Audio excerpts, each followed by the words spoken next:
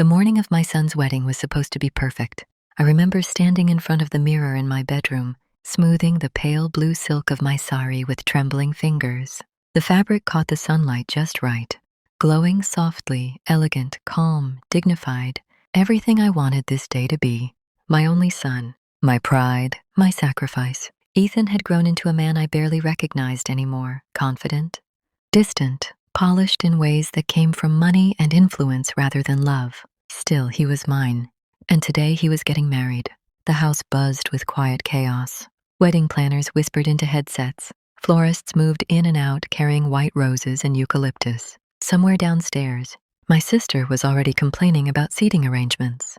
It was all normal, comfortingly normal. I should have known that was the problem. At exactly 9:10 a.m., our family driver Marcus knocked on my door. Marcus had worked for our family for nearly 12 years. He had driven Ethan to school, waited outside hospitals, airports, funerals, celebrations. He was steady, respectful, the kind of man who spoke only when spoken to. When I opened the door, I noticed something immediately wrong. His face was pale, not nervous, terrified. "Ma'am," he said quietly, eyes darting down the hallway. "We need to leave now." I frowned. "Leave? The ceremony isn't for another 3 hours. "I know," he replied. "But there's a situation. Mr. Ethan asked me to take you separately." That made no sense. Ethan and I were supposed to arrive together. He had insisted on it, said it was symbolic.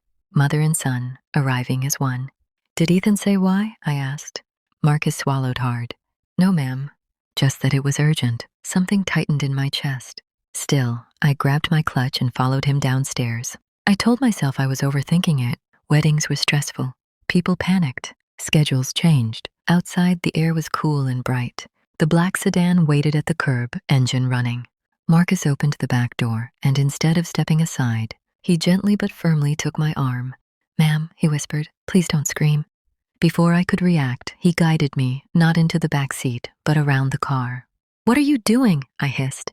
He opened the trunk. I stared at him, certain I had misheard reality itself. "You've lost your mind," I said. "Marcus, step away from the car." His hands were shaking as he spread a thick moving blanket inside the trunk. "Please," he whispered again, voice cracking. "Get in." I stepped back. "Are you threatening me?" "No," he said quickly. "I'm protecting you." "From what?" I demanded.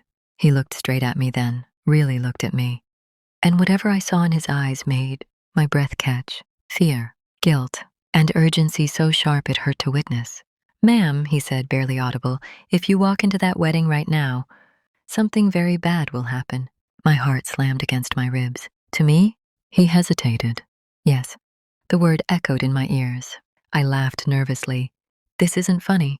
If Ethan told you to do this—" "He didn't," Marcus interrupted. "That's the problem." Before I could ask another question, voices floated from the house, laughter, footsteps. Marcus's face drained of color. "There's no time," he said. And then, without force but with urgency, he guided me into the trunk. I screamed. "What the hell are you doing?" I shouted, my voice bouncing off the metal walls. "I'm calling the police." He quickly pulled the blanket over me, leaving just a thin crack of light. "Ma'am, please," he said, desperation pouring out of him now. "Say no word. Hide here. You need to see this. Just trust me." The trunk closed. Darkness swallowed me whole. I pounded against the metal, my heart racing, breath shallow. My silk sari twisted around my legs. The smell of oil and dust filled my nose.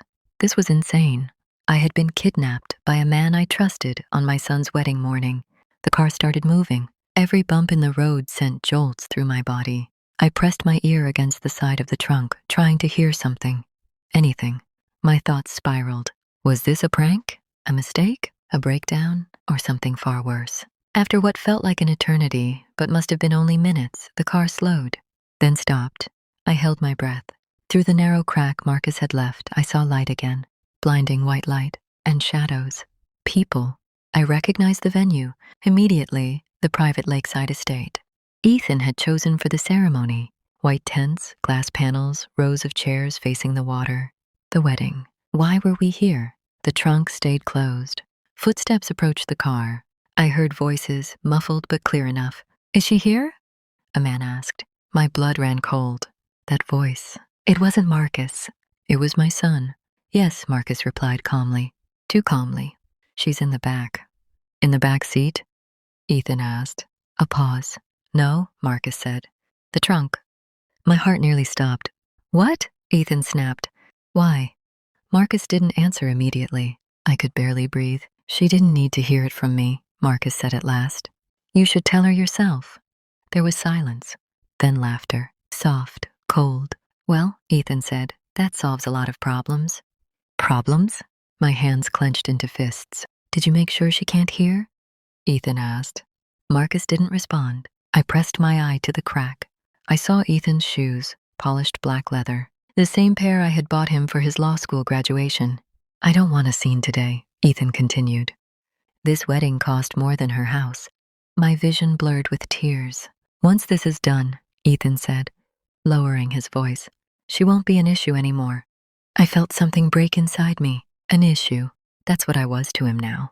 After everything. After raising him alone. After selling my jewelry to pay his tuition. After choosing him over my own happiness every single time. What about the documents? Another voice asked. A woman's voice. I stiffened. I recognized it instantly. Claire. My future daughter-in-law. They're signed, Ethan replied. Marcus made sure of it. Signed? What documents? Claire asked. Ethan exhaled. Power of attorney? Medical consent? Asset control? All transferred this morning. My stomach dropped. Marcus made sure. I suddenly remembered him handing me papers earlier that day. Just some wedding logistics, ma'am, he had said. Ethan needs your signature. I hadn't even read them. Trust is a dangerous thing. And the autopsy? Claire asked quietly. My heart skipped. What autopsy? Ethan snapped. She hesitated. The one she requested. About Daniel. Daniel, my younger son, the one they said died from an accident 2 years ago. The trunk felt like it was closing in on me. She'll never see it, Ethan said firmly. After today, it won't matter. I stared through the crack, frozen. Not because of the cold, not because of fear, but because, in that moment, I realized something unbearable. Marcus didn't put me in the trunk to hurt me. He put me there so I could hear the truth. And I had a terrible feeling that the wedding wasn't the beginning of the nightmare. It was the cover-up. The trunk opened slowly. Light poured in, harsh and blinding. I flinched, my eyes burning, my body stiff from fear and shock. Marcus stood there, his face carved from stone, but his eyes were wet. Ma'am, he whispered, holding out his hand. I'm sorry. I didn't take it. I pushed myself up, my legs trembling, my heart pounding so hard I could hear it in my ears. The sounds of the wedding drifted through the air, soft violin music, laughter, champagne glasses clinking. A celebration, built on lies. Why? I demanded, my voice hoarse. Why would my son say those things? Marcus glanced toward the venue, then back at me. Because he thinks you're weak, he said. And because he thinks you don't know. Know what? I snapped. He hesitated, then reached into his jacket and pulled out a folded envelope. You need to read this, he said. My hands shook as I opened it. Inside were photocopies, emails, bank statements, legal forms, and a death certificate. Daniel's, my younger son, my baby, the one who died in a so-called boating accident 2 years ago. I had never believed it. Mothers know, but grief has a way of silencing even the loudest instincts. My eyes scanned the pages. The date of death didn't match the accident report. The coroner's signature was forged. The medical examiner listed, retired 5 years earlier. This is fake, I whispered. Marcus nodded. The original report said something else. My chest tightened. Said what? He took a breath. Cause of death, blunt force trauma, multiple impacts, defensive wounds. The world tilted. No, I said. Daniel couldn't swim well. He panicked. He fell. He didn't fall, Marcus said gently. He fought. My knees gave out. Marcus caught me before I hit the pavement. Why are you showing me this? I sobbed. Why now? Because today, he said, they're finalizing everything. What everything? I asked, though a sick part of me already knew. The trust, Marcus said. Your assets. The lake house. The offshore accounts Daniel didn't want Ethan touching. I froze. Daniel had always been different from his brother, softer, kinder, suspicious of money and power.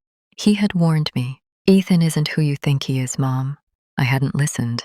They think once the wedding is over, Marcus continued, You'll sign the rest. Or if you don't, he didn't finish the sentence. I didn't need him to. The violin music swelled. Guests applauded. Somewhere nearby, my son was smiling for cameras. How do you know all this? I asked. Marcus looked away. Because I helped without knowing what I was helping. My heart twisted. What did you do?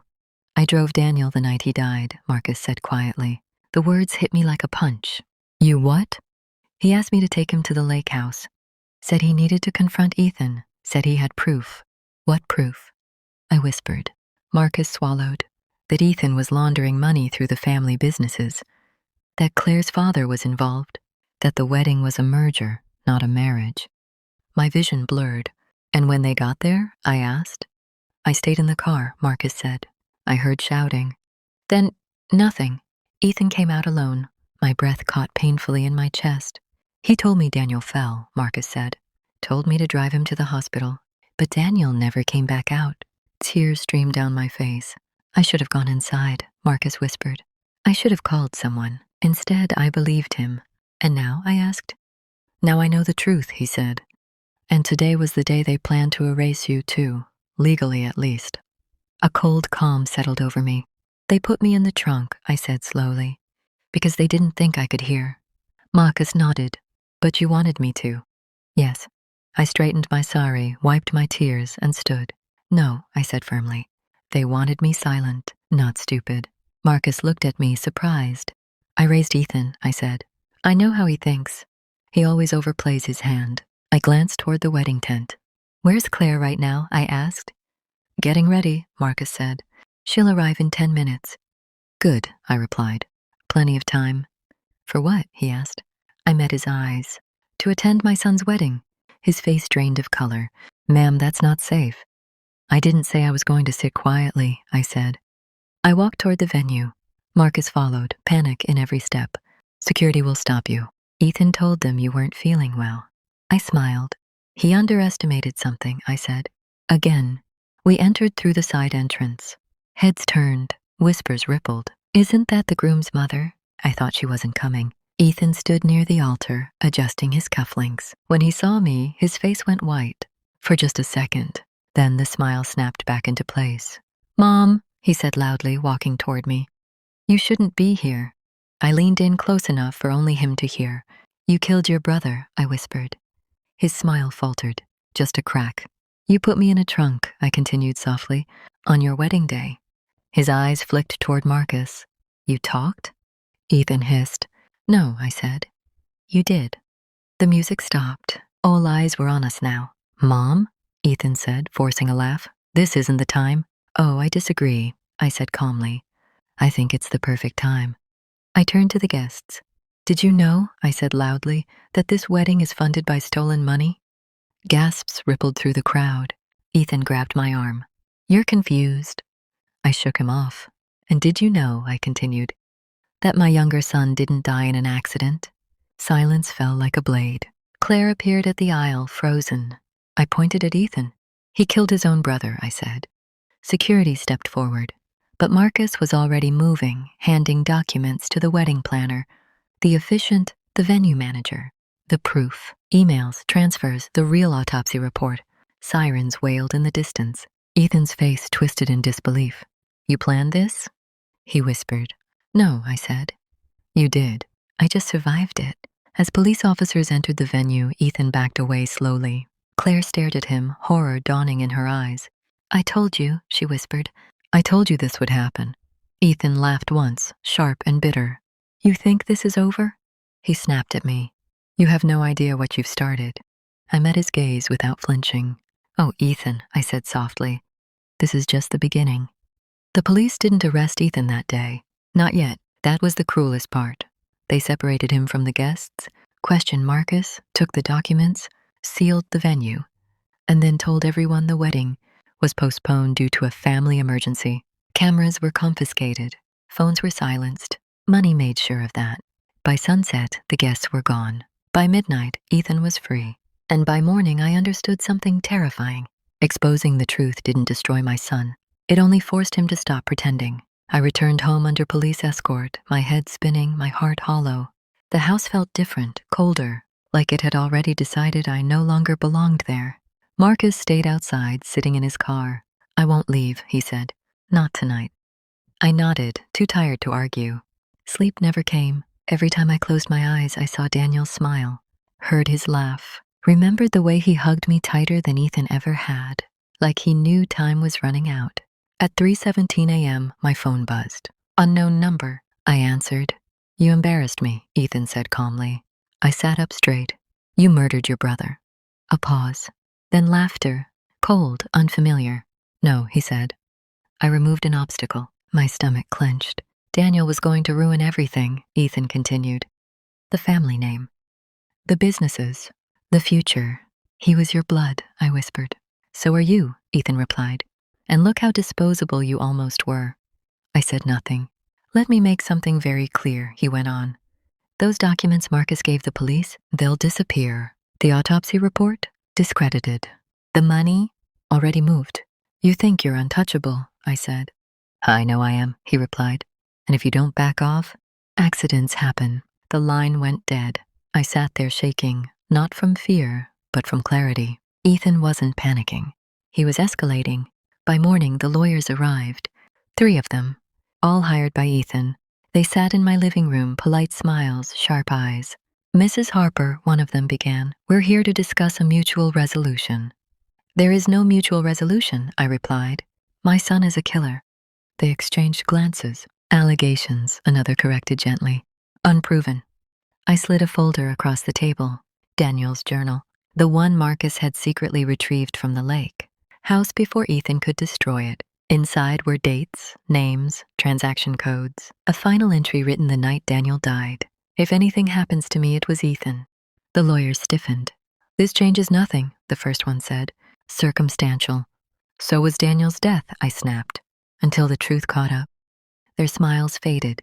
"Mrs. Harper," the third lawyer said slowly, "you should consider your position. You're grieving, vulnerable. Public accusations could damage your reputation." "I don't care about reputation," I said. "I care about justice." He leaned forward. "Then you should care about survival." They left shortly after. That afternoon, my bank accounts froze. All of them.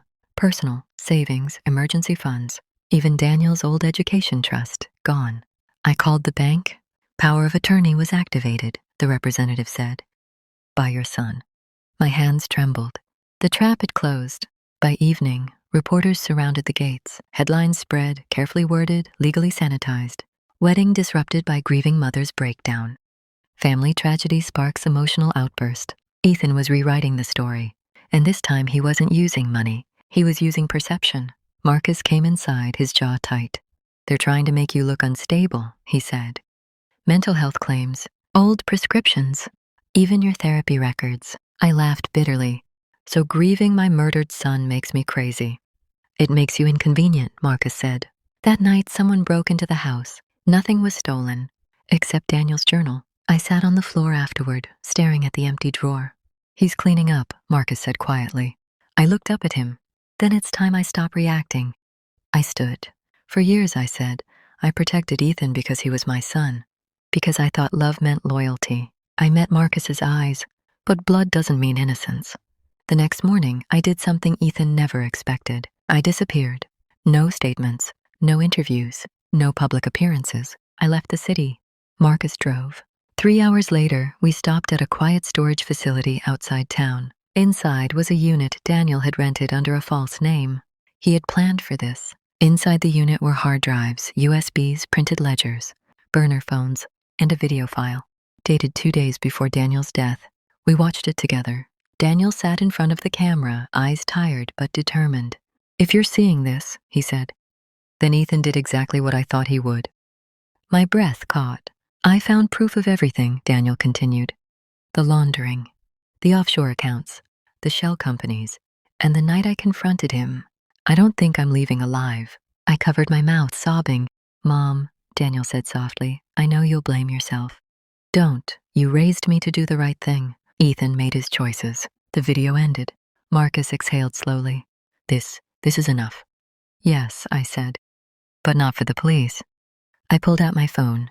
"For the public."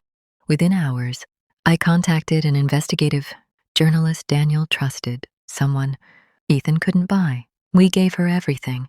By the time Ethan realized I wasn't hiding, I was already exposing him. That night, my phone buzzed again. Ethan, you think leaking files will save you? He snarled. No, I replied calmly, but it will bury you. You'll destroy the family, he shouted. I smiled sadly. You did that the night you killed your brother. Silence. Then quietly, you always loved him more. The line went dead, and for the first time, I knew I had won, not because Ethan was afraid, but because he was finally exposed. The article went live at 6 a.m. By 6:03, my phone wouldn't stop vibrating. By 6:07, Ethan was trending, not as a grieving groom, not as a powerful heir, but as a suspect. The journalist, Daniel's journalist, didn't rush the story. She didn't sensationalize it. She laid it out piece by piece, like a prosecutor addressing a jury that could no longer be fooled. Shell companies, offshore accounts, forged autopsy reports, the missing journal, the video, and at the center of it all, my elder son. The headline was simple, devastating. A brother's silence, a mother's survival, and a death that was never an accident. By noon, federal agencies were involved. By evening, Ethan's lawyers stopped answering his calls. Money can erase many things, but it can't erase paper trails, especially when the person who built them expected betrayal. Daniel had known. That was the part that hurt the most and saved us all. He hadn't just gathered evidence. He had designed a dead man's switch. At 9 p.m., another file dropped. This one wasn't financial. It was personal. Security footage from the lake house. The footage Ethan believed had been destroyed. It showed Daniel and Ethan arguing on the dock. Voices raised, hands shaking. Then Ethan shoved him once, twice, again. Daniel fell, tried to get up. Ethan struck him with an oar. Again and again. The video cut out, but it was more than enough. At 9:17 p.m., Ethan was arrested. No press conference, no dramatic exit, just handcuffs and silence. I watched the footage alone. I didn't scream. I didn't cry. I felt something colder than grief. Relief. The truth had teeth now. 2 weeks later, I sat in a courtroom. Ethan sat across from me, shackled, thinner, eyes hollow. He didn't look at me. Not once. Claire testified first. She didn't cry. She didn't defend him. She told the court everything, how the marriage had been arranged as a business merger, how her father had used Ethan as a financial funnel, how she had suspected Daniel's death wasn't an accident. Why didn't you speak up sooner? The prosecutor asked. Claire swallowed. Because I was afraid. And because I thought loving him meant protecting him. I understood that too well. Then Marcus took the stand. His voice shook, but he didn't break. I live with regret every day, he said, but I won't live with silence anymore. When it was my turn, the courtroom went quiet. I stood slowly, feeling every year of my life in my bones. I didn't come here as a victim, I said. I came here as a mother. Ethan finally looked at me then. His eyes weren't angry. They were wounded. You raised 2 sons, I continued. One chose integrity, one chose power. I met Ethan's gaze, and power made him believe he could erase blood. The judge didn't sentence Ethan that day. That came later. Life without parole. No appeals. No sympathy. The empire collapsed quietly after that. Accounts frozen. Assets seized. Names removed from buildings. Claire's father took a plea deal. And me? I went home, but not to the old house. I sold it. Too many ghosts. I moved to the lake house, the real one, the place Daniel loved. I planted a tree near the water, not a monument, just roots. One evening, months later, Marcus visited. He looked lighter, older, free. I'm leaving town, he said.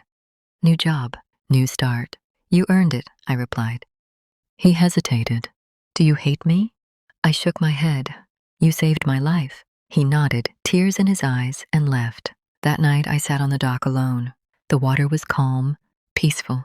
My phone buzzed once. A message from an unknown number. You won, but you lost both sons.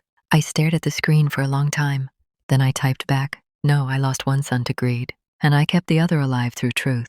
I deleted the message, blocked the number, and let the lake swallow the silence, because the final truth, the one Ethan never understood, was this. I didn't survive the trunk because I was lucky. I survived because someone underestimated a mother who was finally done being quiet. And that was the final twist.